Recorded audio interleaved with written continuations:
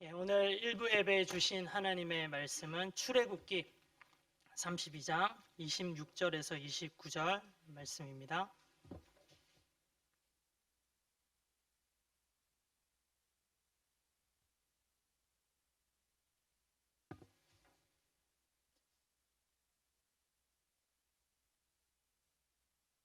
출애굽기 32장 26절에서 29절까지의 말씀, 저와 성도님들 한 목소리로 함께 봉독하겠습니다. 함께 읽겠습니다. 시작. 이에 모세가 집 문에 서서 이르되 누구든지 여호와의 편에 있는 자는 내게로 나아오라 하매 레위 자손이 다 모여 그에게로 가는지라. 모세가 그들에게 이르되 이스라엘의 하나님 여호와께서 이렇게 말씀하시기를 너희는 각각 허리에 칼을 차고 진 이 문에서 저 문까지 왕래하며 각 사람이 그 형제를, 각 사람이 자기의 친구를, 각 사람이 자기의 이웃을 죽이라 하셨느니라. 레위 자손이 모세의 말대로 행하매 이날에 백성 중에 3,000명 가량이 죽임을 당하니라. 모세가 이르되 각 사람이 자기의 아들과 자기의 형제를 쳤으니 오늘 여호와께 헌신하게 되었느니라. 그가 오늘 너희에게 복을 내리시리라. 아멘. 이 말씀으로 저주에서 축복으로 라고 하는 제목으로 하나님 말씀을 전하겠습니다. 성도님들 안녕하세요. 안녕하세요. 지난 한 주간도 잘 지내셨습니까? 지난 주간에는 한국 그리고 또 중국의 명절인 추석이 있었습니다. 어떻게 성도님들 풍성하고 복된 추석 보내셨는지요? 오늘 예배 드리시는 모든 분들 위해 하나님의 축복이 임하기를 기도합니다. 예배 드리시면서 함께 이렇게 서로를 축복하면서 인사하면 좋겠습니다. 주위에 계신 분들을 바라보시고 또 가정에서 예배 드리시는 분들은 또 가족들을 향해서 이렇게 축복하며 인사하겠습니다. 축복합니다. 당신은 축복의 통로입니다. 축복합니다. 당신은 축복의 통로입니다. 오늘 본문 말씀의 배경에 대해서 먼저 설명을 하겠습니다. 저희들이 지금 리바이벌 20일, 22를 통해서 출애굽기 말씀을 계속해서 읽고 있는데요. 이 본문 배경의 설명은 약 출애굽기 1장에서 32장까지를 한번 간단하게 정리를 해보겠습니다. 이스라엘 백성은 모세를 리더로 삼아서 이집트에서 탈출했습니다. 하나님께서 이집트에서 고통스럽게 힘들어하고 있는 이 히브리 민족 이스라엘 백성들의 그 탄원을, 그 고통 소리를 들어주신 것입니다. 10가지 재앙을 통해서 이집트 사람들과 이스라엘 사람들은 분명히 알게 되었습니다. 오직 유일한 신은 하나님 한 분이시다. 이 사실을 알게 되었습니다. 그리고 6월절 날 극적인 그 이집트 애굽의 탈출 이후에 이스라엘 백성들은 또 홍해를 건너게 되죠. 그리고 또 홍해를 건너고 난 다음에 광야에서 약 2개월 정도의 시간을 보내면서 드디어 이 하나님의 산, 호렙산이라고도 하는 시내산에 도착을 합니다. 이 기간 동안 홍해가 갈라지고 또 광야에서 샘물이 솟아나고 하나님께서 만나와 메추라기를 통해서 이스라엘 백성들에게 큰 은혜를 보여주셨습니다. 이스라엘 백성들은 또 하나님의 이 은혜에 감사하고 찬양하고 있습니다. 시내산에 드디어 도착한 이스라엘 백성은요, 이곳에서 제일 먼저 하나님과의 언약을 체결하게 됩니다. 하나님께서 이스라엘 백성을 부르셨는데 이제 정식적으로 거룩한 백성으로 살기를 하나님과 언약을 하는 것입니다. 하나님께서 이스라엘을 거룩한 제사장 나라로 선택하시며 너희들 뿐만 아니라 너희들을 통해서 온 세상이 하나님의 은혜를 누리게 하겠다. 이런 계획들을 말씀을 하십니다. 이에 이스라엘 백성은 하나님께서 주신 이 율법을 지키면서 살아가겠습니다. 저희들이 제사장 나라의 백성으로 살겠습니다. 이 사명을 잘 감당하겠습니다. 이렇게 약속을 하죠. 하나님은 이스라엘과의 이 언약을 체결하실 때 10계명을 계명으로 먼저 말씀해 주셨어요. 그리고 하나님은 곧바로 이 모세를 시내산으로 다시 올라오도록 부르십니다. 하나님은 이때 모세와 백성들에게 말씀으로 주셨던 그 10계명을 돌판에 직접 새겨 주시고, 또 그 외에 성막과 성소와 제사의 여러 가지 기물 등에 대한 부분들도 자세하게 세세하게 말씀해 주십니다. 이 부분이 우리가 다음에 읽을 레위기 말씀이 되겠죠. 이 내용이 바로 출애굽기 24장에서 31장까지 계속해서 되고 있는 것입니다. 모세는 시내산에서 40일 동안 하나님을 대면하면서 방금 말씀드렸던 십계명을 받고 또 기타 율법 등을 받고 있었습니다. 그런데 이 40일 동안의 기간에 오늘 본문의 직접적인 배경이 되는 큰 사고가 하나 발생합니다. 이스라엘 백성들은 모세가 이제 산에 올라간 지 오랜 시간이 지나도록 내려오지 않자 큰 불안감을 느꼈던 것 같습니다. 지금까지 자기를 이끌었던 모세가 눈에 보이지 않으니까 그런 불안감이 온 것 같아요. 이제는 자기들을 이끌 자신들만의 하나님을 만들겠다. 그런 의도로 아론을 협박하고 부추겨서 백성들 자신들이 섬길 하나님을 눈에 보이는 하나님을 만들도록 했습니다. 결국 그들은 금으로 송아지를 만들었고요. 그것을 자신들이 하나님이라고 이야기하면서 이 형상을 가진 이 금상 송아지가 자신들을 이집트에서 이끌어낸 하나님이라고 이렇게 말하죠. 하나님은 분명히 40일 전입니다. 얼마 되지도 않았어요. 40일 전에 십계명을 통해서 그 어떤 형상도 만들지 말고 그것들을 섬기지 말라고 이스라엘 백성들에게 말씀을 하셨는데, 그럼에도 불구하고 이스라엘 백성들은 이 짧은 기간 동안 자기들 마음대로 우상을 부어서 만들고 자기들 마음대로 그것에 하나님이라고 하는 이름을 떡 붙여 놓고 있는 것입니다. 이에 하나님께서 이런 우상 숭배에 참여했었던 이 백성들을 향해서 진노하십니다. 이스라엘 전체에 대해서 진노를 하시죠. 이 패역한 민족들을 내가 다 멸망시켜 버리겠다. 이때 모세가 가까스로 정말로 간절하게 하나님께 중보하며 기도합니다. 하나님, 이 진노의 불길을 거두어 주십시오. 하나님께서 지금 이 백성들을 다 멸망시켜 버리면 이집트 사람들이 뭐라고 이야기하겠습니까? 히브리의 신 하나님 여호와가 자기 백성들을 다 죽이려고 이 광야 시내로 이끌었다, 이렇게 이야기할 거 아닙니까? 그리고 하나님 제발 아브라함과 이삭과 야곱에게 하셨던 그 하나님의 언약을 기억해 주십시오. 간절하게 이 백성들을 향해서 모세가 중보하며 기도하죠. 하나님은 이 모세의 간구를 들으시고 이스라엘에게 품으셨던 그 진노, 화를 내리지 않기로 결정하십니다. 그러면서 모세가 급히 산에서 내려오는데 우상 숭배하는 이스라엘 백성들의 그 모습을 눈으로 또 보게 되는 겁니다. 이에 격분한 모세가 지금 하나님께 받아왔던 그 돌판에 기록되어 있던 십계명을 산 아래로 막 던져버리죠. 그러면서 깨뜨립니다. 그러면서 모세의 그 마음에 얼마나 그 하나님께서 품으셨던 그 분노가 같이 있었는지를 우리는 충분히 짐작을 할 수 있습니다. 모세는 이 우상 금송아지를 가루로 부셔서 만들어서 다 백성들에게 마시게 합니다. 그리고 모세는 진 어귀에 서서 백성들에게 이렇게 외칩니다. 누구든지 주님의 편에 설 사람들은 나에게로 나오시오. 이렇게 외치죠. 모세의 외침에 레위 사람들이요 응답하면서 모세에게 모여들었습니다. 오늘 본문 말씀인데 출애굽기 33장 32장 26절을 저희들이 함께 읽어보면 좋겠습니다. 함께 읽겠습니다. 시작. 이에 모세가 진 문에 서서 이르되 누구든지 여호와의 편에 있는 자는 내게로 나오라 하매 레위 자손이 다 모여 그에게로 가는지라. 이에 모세가 레위 자손들, 자기에게 모여든 레위 자손들에게 다시금 이렇게 명령을 합니다. 각자 허리에 칼을 차라.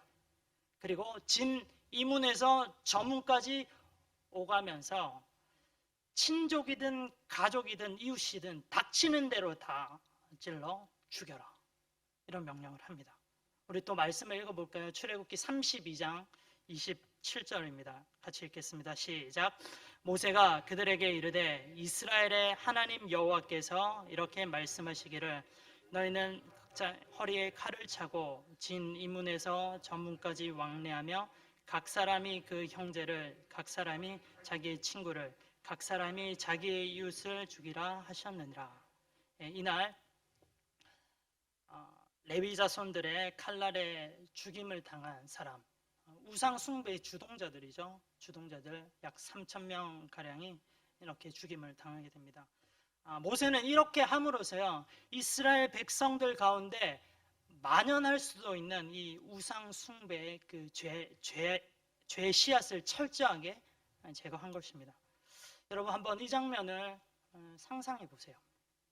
저는 개인적으로 이 장면을 읽을 때마다 참 가슴이 아픕니다. 허리에 칼을 찬 레위 족속들이 방금 전까지 친구였고 동료였고 이웃이었고 가족이었던 그 사람들을 죽이는 겁니다.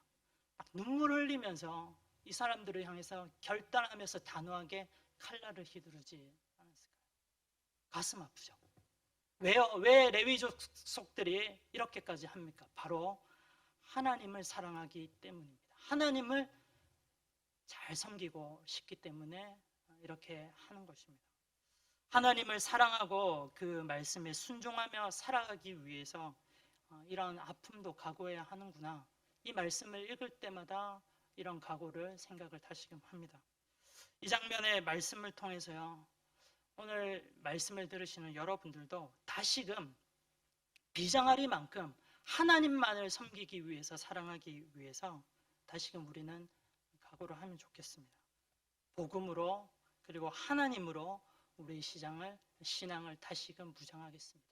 이런 모습으로 나가시면 좋겠습니다. 오늘 이 본문에 등장하는 레위 자손을 통해서요, 두 가지를 생각하면서 우리들의 삶에 적용하고 배우면 좋겠습니다. 첫 번째입니다. 첫 번째인데요, 레위 자손들은 하나님의 마음을 품는 자들이었습니다. 이 레위 자손의 모습을 통해서 우리도 이렇게 레위 자손처럼 하나님의 마음을 품었으면 좋겠습니다. 오늘 본문 장면에서 우리가 살펴봤던 것처럼 하나님의 마음이 어떠했습니까? 하나님은 불순종하고 우상 숭배하는 백성들에게 지금 진노하시고 분노하는 그 마음을 품으셨습니다. 레위 자손들은 이 분노하시는 하나님의 마음을 동일하게 가지고요, 허리에 칼을 차고 우상 숭배한 사람들을 다 도력한 것입니다. 레위 자손들 지금 하나님의 마음을 잘 알고 있습니다. 그리고 하나님의 그 거룩한 분노에 함께 참여하고 있는 것이죠. 성도님들, 누군가 나의 마음을 잘 이해해주고 또 나하고 마음을 함께 해주는 사람이 있다면 참 행복한 사람일 거라고 생각을 합니다. 한 사람만 그런 사람이 있어도 이 사람은 행복한 사람이라고 생각합니다. 그 한 사람이 우리의 배우자일 수도 있고요, 친한 친구일 수도 있고 동료일 수도 있습니다.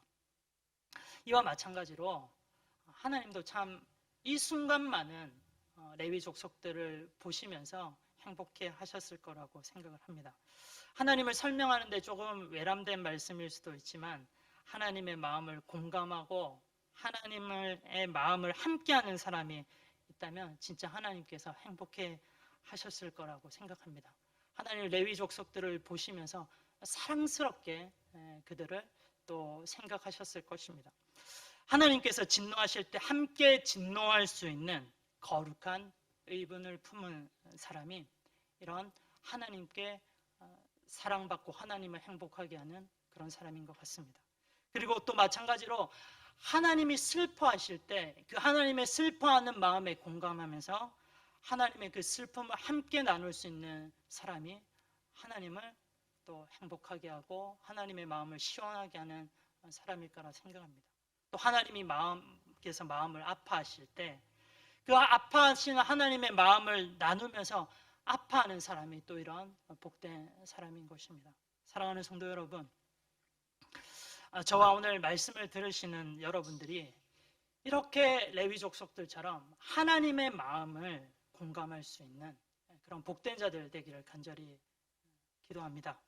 오늘 말씀을 준비하면서 저는 찬양이 몇 가지 떠올랐어요. 먼저 그 중에 하나가 오늘 우리가 예배 드리면서 함께 불렀던 찬송이죠. 주님의 마음을 본받는 자. 이 후렴 부분에 이런 가사가 있습니다. 주님의 마음을 본받아서 살면서 그 거룩하심을 나도 이루리. 정말로 우리 한 사람 한 사람들이요, 레위 자손들처럼 이 주님의 마음을 공감하면서 주님께서 원하시는 대로 살아가면서 그 거룩하심을 이루며 살아가기를 간절히 바랍니다. 그리고 또 다른 한 찬양은요, 아버지 당신의 마음이 있는 곳에 라고 하는 찬양입니다. 정말 이 찬양의 가사처럼요, 우리가 하나님의 마음을 공감했으면 좋겠습니다. 하나님의 마음이 있는 곳에 우리의 마음이 있기를 원합니다. 하나님의 눈물이 고인 곳에 우리의 눈물도 고이기를 원합니다. 우리들의 마음이 하나님의 마음을 알아서 그 마음대로 살아가는 그런 은혜가 있기를 간절히 또 기도하면서 축복합니다. 그리고 오늘 또 레위 족속을 통해서 우리가 알 수 있는 두 번째 부분, 배우고 싶은 두 번째 부분입니다. 레위 족속은 저주를 축복으로 바꾼 자들이었다는 점입니다. 저주를 축복으로 바꾼 사람들입니다. 이 부분을 또 설명하기 위해서는 오늘 본문의 이 시점에서 과거 약 400년 전의 일로 저희들 거슬러 올라가서 이야기를 해야 될 것 같아요. 그때는 요셉이 이집트의 총리로 있었을 때 일입니다. 요셉의 아버지죠. 아버지인 이 야곱, 이스라엘이라고 하는 이 야곱이 나이 들어서 죽을 때 자식들 한 명 한 명의 이름을 부르면서 유언을 하는 장면이 창세기 49장에 나옵니다. 그런데 이 야곱의 유언이요, 어떤 아들에게는 축복의 유언이었지만 또 다른 어떤 아들에게는요, 저주의 유언이었습니다. 야곱의 예를 들어보면 야곱의 넷째 아들 유다에게는요, 이런 축복의 예언을 했습니다. 한번 우리가 말씀을 읽어보면 좋겠는데요. 창세기 49장 8절입니다. 야곱이 유다를 이렇게 축복한 거예요. 같이 읽겠습니다. 시작. 유다야, 너는 내 형제의 찬송이 될지라. 내 손이 내 원수의 목을 잡을 것이요 내 아버지의 아들들이 내 앞에 절하리로다. 예. 그리고 또 야곱은요, 유다의 후손에서 임금의 지휘봉이 떠나지 않겠다. 너희 형제들이 다 너에게 절하게 될 것이다. 이 유언을 했죠. 축복의 유언을 했습니다. 이 유언은 실제로 이루어집니다. 유다의 자손 가운데서 예수님이 나오고 유다를 통해서 다윗의 왕가가 계속해서 이어지죠. 실제로 축복의 유언이 이루어집니다. 반면에 저주의 유언을 받은 아들들도 있습니다. 그 시므온과 레위가 그런 사람들인데요. 창세기 49장 5절에서 7절을 우리가 한번 잘 읽어보면 좋겠습니다. 야곱이요, 시므온과 레위를 향해서 이렇게 저주 같은 유언을 하고 있는 것입니다. 함께 읽어보겠습니다. 시작. 시므온과 레위는 형제요, 그들의 칼은 폭력의 도구로다. 내 호나 그들의 모의에 상관하지 말지어다. 내 영광아, 그들의 집회에 참여하지 말지어다. 그들이 그들의 분노대로 사람을 죽이고 그들의 혈기대로 소의 발목 힘줄을 끊었음이로다. 그 노여움이 혹독하니 저주를 받을 것이요 분기가 맹렬하니 저주를 받을 것이라. 내가 그들을 야곱 중에서 나누며 이스라엘 중에서 흩으리로다. 저주를 받을 것이다. 직접적으로 이야기를 하고, 내가 너희 시므온과 레위는 야곱 족속 중에서 나누고 이스라엘 전역에 흩어버리겠다. 이런 유언을 한 겁니다. 사실 이 야곱이 시므온과 레위를 향해서 이런 저주의 유언을 한 이유가 있죠. 또 이 시점에서 또 조금 더 과거로 거슬러 올라가서요, 창세기 34장에 이 내용이 나옵니다. 야곱이 삼촌 라반에게서 완전히 독립해서 가나안 지방으로 오죠. 자기 형 에서도 만났을 때 그쯤의 일입니다. 그때 야곱에게는요, 레아에게서 난 딸 디나라고 하는 딸이 있었습니다. 그 가나안 땅에 세겜에서 이 디나가 강간을 당하는 비극적인 일이 발생합니다. 이 소식을 들었던 야곱의 아들들, 특히 레아에게서 태어난 이 디나의 친오빠인 시므온과 레위의 그 분노가 극에 달했습니다. 세겜이 야곱에게 디나를 달라고 계속 부탁하는 가운데 야곱의 아들들, 세겜과 그 족속들에게 이렇게 제안을 합니다. 너희 남자들이 할례를 다 받으면 디나를 너희들에게 시집 보내겠다. 이에 세겜의 모든 남자들이 할례를 받죠. 그리고 이 3일째 되는 날에 아직 이 남성의 할례의 고통이 남아있을 이때 디나의 친오빠인 시몬과 레위가 이 세겜 성읍을 기습을 하고 거기에 있는 모든 남자들을 다 죽이고 다른 형제들을 선동해서요 세겜의 성읍을 약탈하게 했습니다. 이 사건으로 야곱의 가족들이요 그 가나안 지방에서 절대절명의 위기를 맞이했습니다. 가나안의 여러 부족들이 이 소식을 듣고 야곱의 집안, 아직까지 집안 단위의 약한 세력입니다. 이 야곱의 집안에게 복수하는 일은 그리 어려운 일이 아니었을 것입니다. 그런데 하나님의 은혜로, 하나님의 도우심으로 하나님께서 이 가나안 족속들에게 두려운 마음을 주시는 거예요. 야곱 가족에 대해서 두려움을 느끼게 하셨습니다. 이 하나님의 은혜로 야곱 가족들이 공격당하는 일이 없었죠. 하지만 이때 이 사건과 충격과 이 위기감은 아버지 야곱의 평생에 따라다녔던 것 같아요. 그렇기에 이 야곱은요 죽을 때 그 사건을 기억을 하면서 그 사건에 직접적으로 연루하고 가담했었던 선동했었던 이 시몬과 레위에게 저희들이 방금 읽었던 그런 저주와 같은 유언을 한 것입니다. 그런데요 이 레위의 후손들, 레위의 자손들은 이 400년이 지나는 이 시점에 오늘 이 본문에서 자기들이 그 400년 전에 받았던 저주와 같은 그것들을요 완전히 축복으로 바꿔버립니다. 정말 놀라운 일입니다. 어떻게 해요? 하나님의 마음을 품고 하나님의 그 진노하심의 거룩한 의본에 같이 참여했었던 레위 족속들, 오늘 이 사건을 기점으로 완전히 하나님의 놀라운 축복을 받게 됩니다. 출애굽기 32장 29절 오늘 본문 말씀인데요 함께 읽어보면 좋겠습니다. 같이 읽겠습니다. 시작. 모세가 이르되 각 사람이 자기의 아들과 자기의 형제를 쳤으니 오늘 여호와께 헌신하게 되었느니라. 그가 오늘 너희에게 복을 내리시리라. 하나님께서 복을 내리신다 말씀하십니다. 구체적으로 레위 족속들 하나님께 어떤 축복을 또 복을 받게 됩니까? 레위 족속들은 오늘 이 시점을 기준으로 해서요 영원히 하나님을 섬기는 이 제사장의 직분을 하나님으로부터 받게 되는 거예요. 아까 야곱의 유언을 살펴봤는데요 한번 기억을 해보십시오. 야곱은 이 레위를 기업 중에서 나눠버리겠다, 이스라엘 곳곳에 흩어버리겠다, 이런 저주와 같은 유언을 했죠. 이 유언은 그대로 문자 그대로 이루어집니다. 어떻게 해요? 이 레위 족속들은 진짜 야곱의 유언대로 정말로 이스라엘 곳곳에 흩어져서 또 살게 됩니다. 어떻게 해요? 제사장의 신분으로 이스라엘 전역에 흩어져서 12지파에 흩어져서 그곳에서 뿔뿔이 흩어져서 살게 돼요. 레위 족속들 각 지파로 흩어져서 사는데 저주와 같았던 그 내용이 그대로 이루어지기는 하는데 축복된 삶을 삽니다. 예배와 제사에 관련한 일들을 다 주관하고요. 그리고 또 이스라엘 백성들에게 율법을 가지고 율법을 가르치는 그런 일들을 하면서 살아가게 되는 겁니다. 그렇죠. 레위 족속은 위기를 기회로 만들고 저주를 축복으로 바꾸어 버린 것입니다. 인류의 역사는 모든 것이요 하나님의 계획하신 것 섭리대로 다 이루어져 나갑니다. 그렇지만 우리는 그 하나님의 섭리와 계획하신 가운데 순간순간을 살아가는 우리는 우리에게 주어진 이 삶을 개척해 나가는 사람이기도 합니다.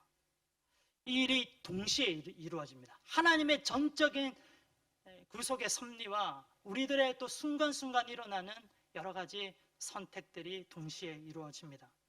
하나님의 계획과 섭리 가운데 우리의 삶이 정해져 있습니다.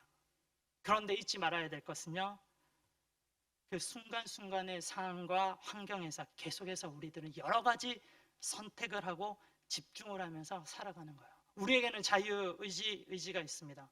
어떨 때는 하나님께 순종하기도 하고 하나님께 불순종하기도 합니다. 그러면서 하나님의 전적인 섭리 가운데 우리 자유의 의지가 반영이 됩니다. 우리 그리스도인자들은요, 세상의 입장에서 보는 듯 그런 운명론자들이 아닙니다. 어떻게든 내 운명은 이미 정해져 있기 때문에 아무렇게 막 살아도 된다, 그렇게 생각하면 절대 안 돼요.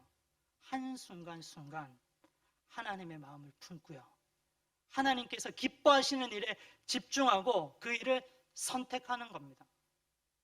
오늘 본문의 레위 족속들처럼 말입니다. 레위 족속은 오늘 본문에서 하나님의 마음을 가지고 헌신하는 선택을 하면서 자신들에게 주어진 이 저주를 축복으로 바꾸어 버렸습니다. 그런데 이 사실 또한 하나님의 전적인 섭리하심과 계획 가운데 있었던 사실이란 말입니다. 저주를 축복으로 바꿔버리는 이 레위 자손들의 모습을 보고 있으면서 예수님과 십자가의 이 이야기가 떠오르고 묵상이 됩니다. 율법에 보면 나무에 달린 자마다 다 저주를 받을 자이다 라는 점에서 이 십자가는 저주의 상징이었어요. 근데 이 십자가가 축복의 상징으로 바뀌게 되죠. 어떻게요? 예수 그리스도가 하나님의 마음을 품고 그 십자가에서 죽기를 선택을 하시면서 그 순간 자신이 또 희생을 하시면서 십자가는 더 이상 저주가 아닙니다. 그때부터 십자가는 생명의 축복의 상징이 된 것입니다. 십자가는 놀라운 변환기와도 같아요. 십자가에서 죄인이었던 우리들이 의인으로 바뀝니다. 십자가는 우리를 죄에서 의로 바꿔주는 그런 변환기와도 같습니다. 십자가에서 사망이 생명으로 바뀌게 됩니다. 십자가에서 저주가 축복으로 바뀌게 됩니다. 이런 점에서 볼 때 오늘 본문의 레위 자손들은요, 십자가의 삶을 살아낸 것입니다. 잘 한번 생각을 해보십시오. 하나님의 마음을 품고 하나님께 순종하는 것이 중요하다고 말씀을 드렸습니다. 예수님은 이 하나님의 마음을 품으시고 하나님께 순종하면서 십자가에서 자신의 희생하는 선택을 하셨죠. 예수님의 이 선택으로 말미암아 십자가를 통해서 인류를 향한 하나님의 은혜와 자비하심과 그 구속의 섭리가 이루어진 것입니다. 사랑하는 성도 여러분, 우리들 또한, 저희들 또한 레위 자손들처럼요, 오늘 본문에 나오는 이 레위 자손들처럼 십자가의 삶을 살아가는 자들이 되기를 간절히 바랍니다. 우리의 존재 그 자체가 저주를 축복으로 바꾸는 그런 우리들이 되면 좋겠습니다. 그리고 또 저주를 축복으로 바꾸는 그런 통로가 되면 좋겠습니다. 오늘 본문 서두에, 오늘 말씀 메시지 서두에 서로 인사하셨죠? 축복합니다. 축복의 통로가 되십시오. 이런 의미에서 우리는 저주를 축복으로 바꾸는 축복의 통로임이 확실합니다. 십자가를 경험한 우리들은, 이 십자가의 그 의미를 알고 있는 우리들은 축복의 통로가 맞습니다. 우리들이 만나고 접하는 모든 사람들이요, 더 나아가서 우리를 통해서 그들도 저주에서 축복으로 옮겨지는 그런 은혜가 있으면 좋겠습니다. 우리 스스로만 저주에서 축복이 아니라 우리가 가는 곳곳들마다 만나는 사람들마다 그들에게도 우리가 축복의 통로가 되어서요, 저주에서 축복으로 바뀌고 또 사망에서 생명으로 바뀌고 죄인에서 의인으로 바뀌는 그런 은혜가 간절히 있기를 바랍니다. 여러분들은 축복의 통로입니다. 우리는 축복의 통로입니다. 마음으로 한번 크게 한번 외쳐보십시오. 마음으로, 나는 축복의 통로다. 모든 저주를 축복으로 변화시키는 그런 사람이다. 그리고 나는 또 오늘 레위 족속들처럼 이 하나님의 마음을 품고 그런 삶을 또 이번 한 주간 살아가겠다. 그리고 평생에 나는 이런 삶을 살아가겠다.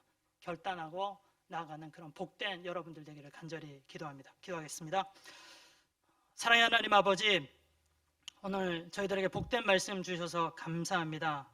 레위 자손들이 하나님의 마음을 품고 순종하며 선택했던 것 같이 우리들도 늘 하나님의 마음을 품고 순종하는 그런 복된 자들 되게 주시옵소서.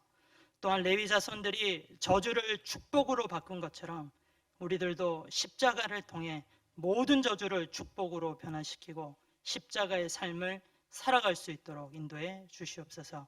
감사드리며 우리 주 예수 그리스도의 이름으로 기도합니다. 아멘.